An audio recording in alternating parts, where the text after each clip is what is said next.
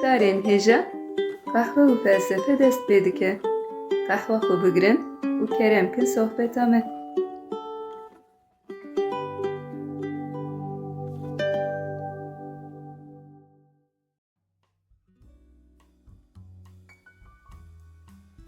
Merhaba guhdarên hêja, bi beşeke nû a qehwe û felsefeyê em careke din li pêşberî we ne. Merhaba guhdarên hêja, me dîsa qehwa xwe hazir kir û bi bernameyeke nû em dîsal pêşberî we ne. Murat, di bernameya dawî de meqala İbn Sîna kiribû, me li ser İbn Sîna du bername amade kiribûn. Di van bernameyan de jiyana wî, berhemên wî, nêrînên wî yên felsefî çi ne me hinekî behsa wan kiribûn.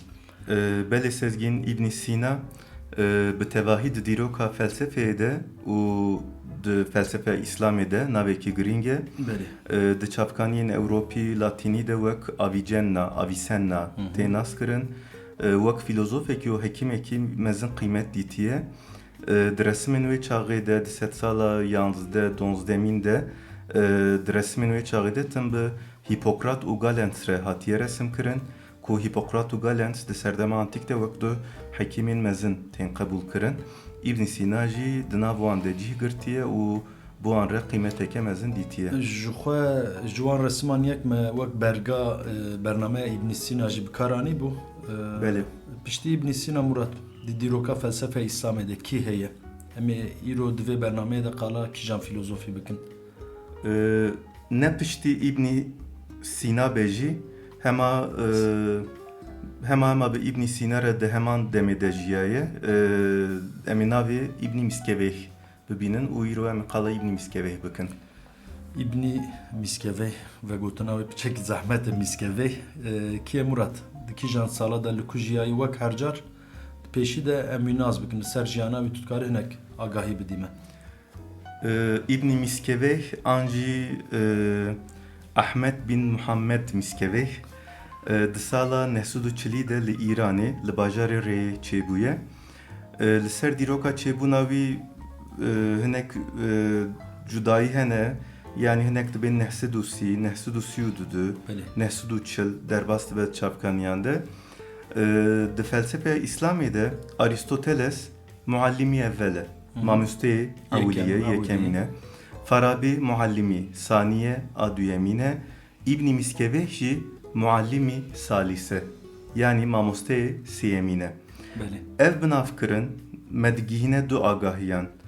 İbn Miskeveh di felsefe İslamê de wek Aristoteles û Farabi naveke giring e. Adin jî li ser şopa Aristoteles çûye û şopînerê Farabi ye. Wek me got ji Îranê di hinek çavkaniyan de dibêjin ji malbateke mecûsî ye, malbata wî dûrebî ye Müslüman. Perwerdehiyeke baş dîtiye û dûre ketiye nav bürokrasiya dewleta Buêhiyan. Demeke dirêj li Bexdayê wek alîkarê wezîrê Buêhiyan kar kirî. Li ser dîrokê, felsefeyê, tibbê, matematîkê, li ser metafîzîkê berhemên wî hene. Lê ev beş ev xebat lalî ki gava navê İbn Miskeveh derbas dibe tim beşa ahlaqê, felsefe ahlaqê di pêş de ye û felsefe ahlaqê di nav felsefa wî de xwediyeciyekî giring e. Murat te got İbn Miskeveh û İbn Sîna di heman demê de jiyane. Her du jî Îranê ne di navbera wek te got heman salan de li heman welatî jiyane. Gelo li ser têkiliya wan di destê me de tu çavkanî hene, yani wek nîqaş, em bêjin wek berhemeke hevpar yan jî wek têkiliya mamoste û şagirtekî. Belê di heman demê de jiyane wek te got li heman welat û erdnîgariyan mane. Lê aras li ser têkiliya wan têkiliyeke wek felsefî ya ji bûyerek heye ez dixwazim qal bikim ne pir têkiliyeke felsefî ye. Dibêjin rojek gava İbn Miskeveh ders dide, İbn Sîna jî tê lê guhdar dike û wî rexne dike dibêje tu şaşî tu nezanî, yani tu van tişta nezanî. İbn Miskeveh jî hêrs dibe û pirtûka destê xwe davêje serê İbn Sîna.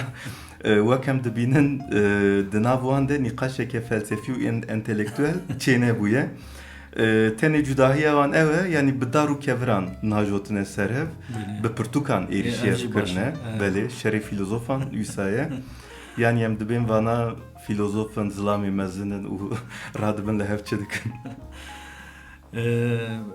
Ev merak kir kijan Portugavetiye. Ev diyarı. Diyare tehsibul ahlak. Brasti. Beli. Yani sezgin tutbe brasti qey bavariya tabimtune yani. Na elbette tedi tüccara ironi dike loma mugaj bepirsim disa teyit bikim.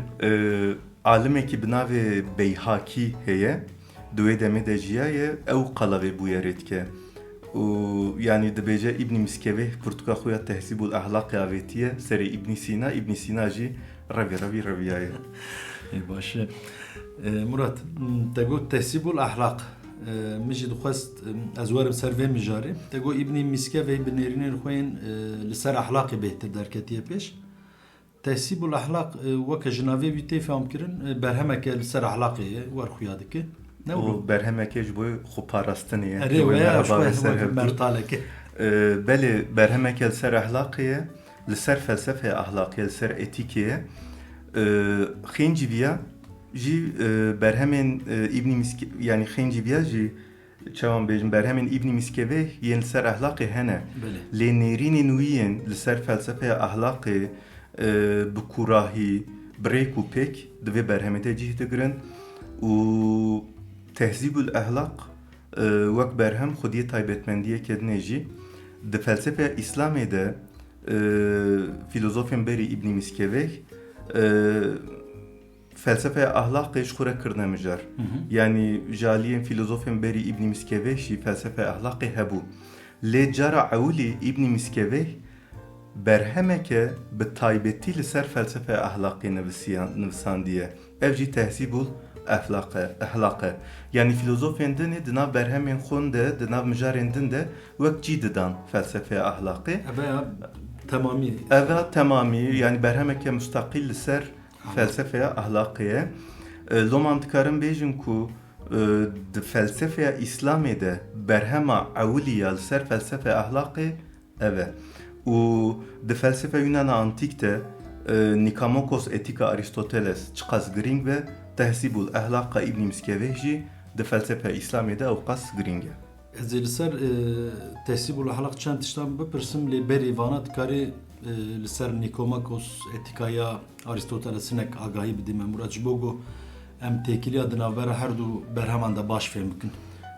Helbet Nikamokos etik berhem Aristoteles'e li ser etikiyê, li ser felsefe ahlakê etik çi ye? Etik wek beşeke felsefeyê li ser tevgerên mirovan disekine, di fikire û di pirse yani felsefe ahlakê. Başî çi ye? Xerabî çi ye? Tevgerên baş çi ne? Mirov çima berê xwe didin tevgerên xerab? Vana di nav etikê de, di nav beşa etikê de pirsên serekene ji xwe gavam li berhema Aristoteles dinêrin, em rasterast van mijaran dibînin. Nikamokos etik Nikamokos him navê bavê Aristoteles hem jî navê layê ye ji ber ku pirtûkê îtafê layê xwe kiriye navê Nikamokos etik daye berhema xwe. Hinek jî dibêjin îtafê bavê xwe kiriye lê ew mesela malbata wan em nekevin nav bavûla. Nikamokos etik jaliyê İshak bin Huneyn ve hatiye wergerandin û bi vîya wayî di nav felsefe İslamê de cih girtiye. Dure Farabi, İbn Rüşd û filozofên din li ser şerhan nivîsîne. Nikamokos etik ji deh beşan pêkti. Di nav van beşan de başî, xerabî, edalet, comerdî, hevaltî û dostanî, wekî din pênaseya edaletê, cûreyên edaletê wek mijar cih digirin. Lê dixwazim tiştek bêjim beşa herî bala min kişand bû û hîn jî gava lê dinêrim beşa heşta ye. Çi ye beş? Beşa heşta bi temamî li ser hevaltî û dostaniyê ye. Dostanî çi ye? Kî dikarin bi hev re bibin dost? Gelo mirovên xerab dikarin bibin dost?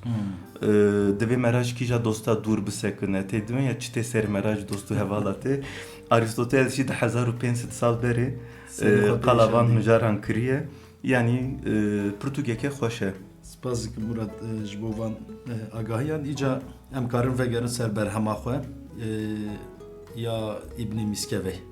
Li ser berhema tehsibul ahlakê هناك آگاهی بدم ویجاره یعنی قالا چت که برهم لسر کیجان مجاران سکن طایبتی وەک مە گۆ تەهذیب الأخلاق د فەلسفە ئیسلامێ de berhema ewliya li ser felsefeya ahlakiye li ser ahlakiye filozofên din di nav berhemên cuda de cih dabûn nêrînên xwe yên li ser ahlakê lê İbn Miskeveh bi temamî viya li ser ahlakê nivisiye ji vî aliyê giring e İbn Miskeveh dibêje ji bo bi destxistina ahlaka baş û herî bilind min vê berhemê nivisandiye li ser vê armancê me dikare çend tiştan bêje em dibînin ku ev berhem ne tenê berhemeke teorîk e dixwaze di jiyana pratîk de ji bo tevgerên mirovan rêbertiyek bike û bi vî awayî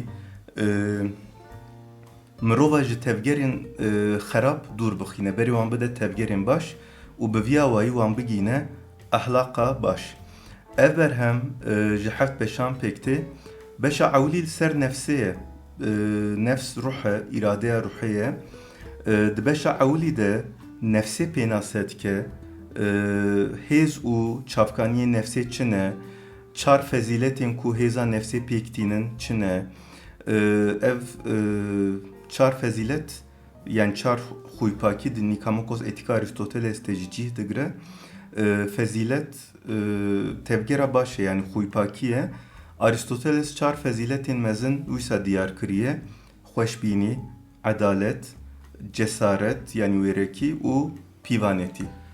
Di bernameyên li ser Aristoteles de meqala pîvanetiyê kiribû ez neşajibim. Belê Aristoteles bi teoriya nîveka zêrîn yarave kiribû. Belê. Gelo têbîra te sezgin tu ji me re qal bikî ji bo em di nav wan de têkiliyeke baş deynin û ez jî çend qurt qehwa xwe birhetî vexwim. Helbet qasî got têbîra min ez bêjim. Hêdî dikarî bêjî. Rahat saat 2 saat ez ê behsa bikim.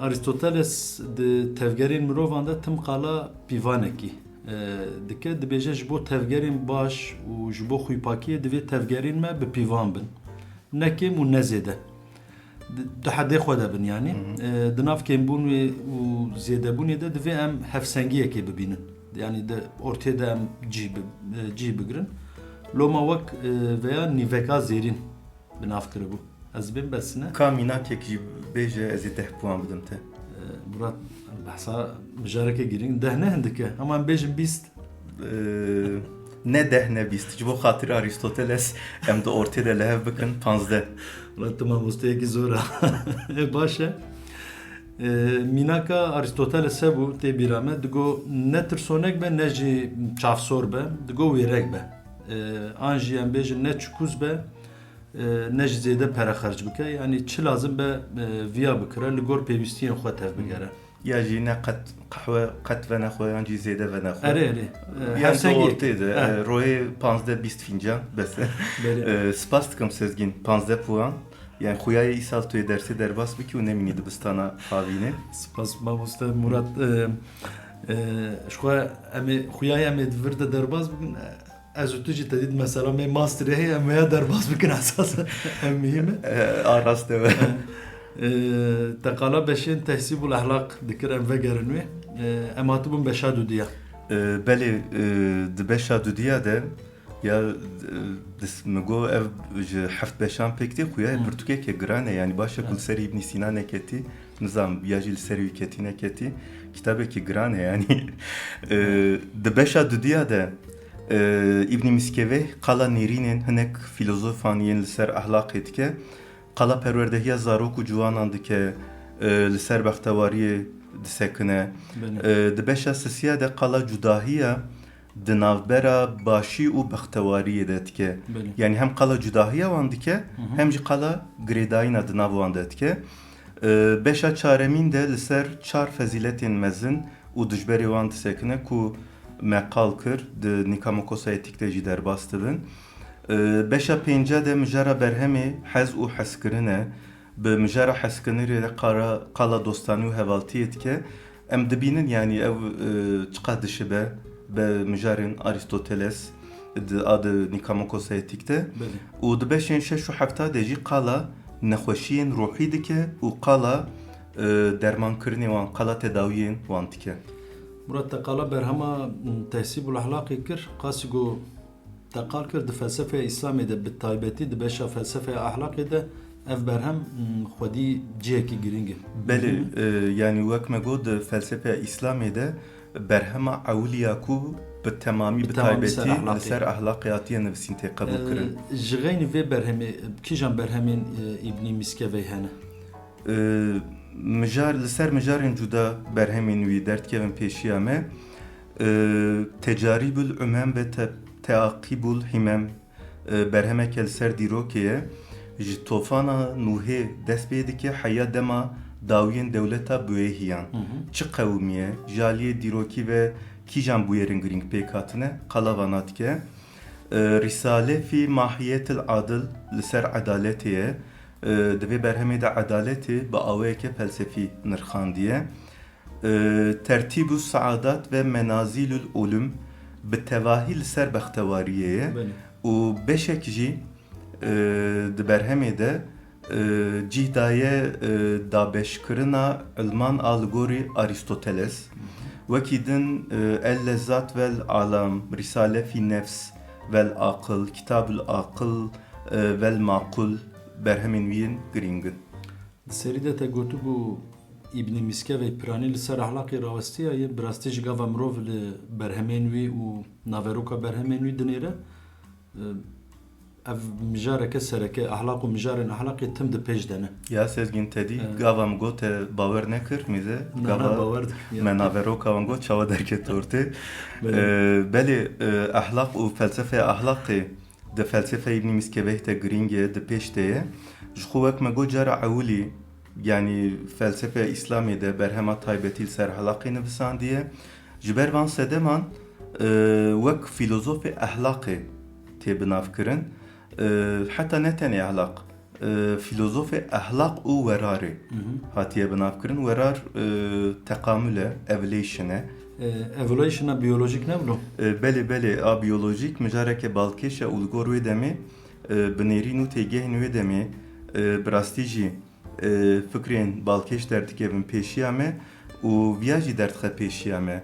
Yani bi rastî jî bi Aristoteles re hem jalî xebat ve hem jalî em çawa bêjin nêrîna cîhanê re di nav wan de pir têkiliyên hevpar hene. Aristoteles jî li ser biyolojiyê xebata kiriye. Yani di biyolojiyê de dabeşkirina biyolojika ewlî Aristoteles kiriye. Dibêje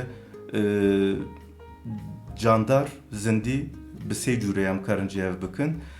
Candarên ku di nava vê de avjenî dikin, candarên ku li ser erdê dimeşin û candarên ku li hewayê difirên. Yani li gor roja me viya dabeşkirineke pir hêsanê êdînayê qebûl kirin lê cara ewlî Aristoteles vê dabeşkirinê kiriye. Li İbnî Miskevê hem dinêrin xebatên wî li ser wek evolutionê hem dibînin. Li ser werarê hem dibînin.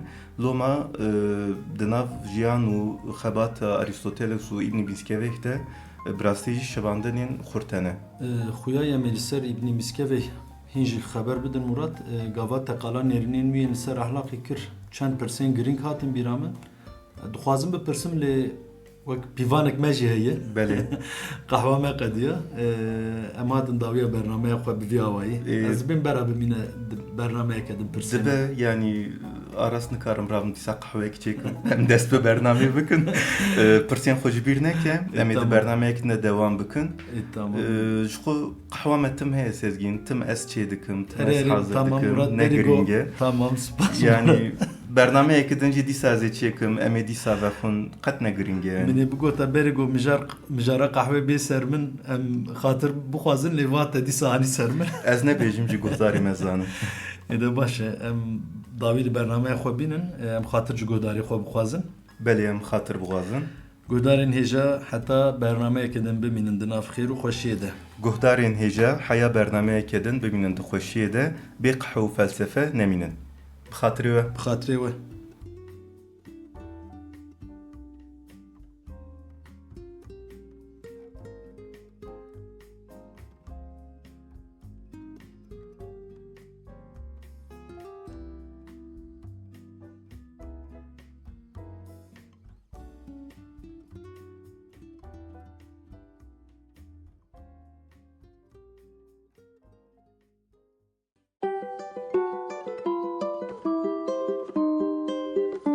قهوه و فلسفه